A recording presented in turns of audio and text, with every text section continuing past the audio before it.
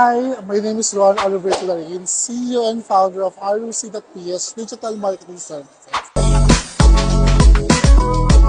Isa akong mentee na One Negosyo Mentor Me program ng Batch 1 Cavite last 2016. So that time, I'm very, very young pa that time. Wow. And then, to the process of One Negosyo, and now a mentor na for more or less 3 years. It's like parang giving back na from the learnings that we have before, the learnings from my business, and sharing din as a main goal din ng advocacy ko.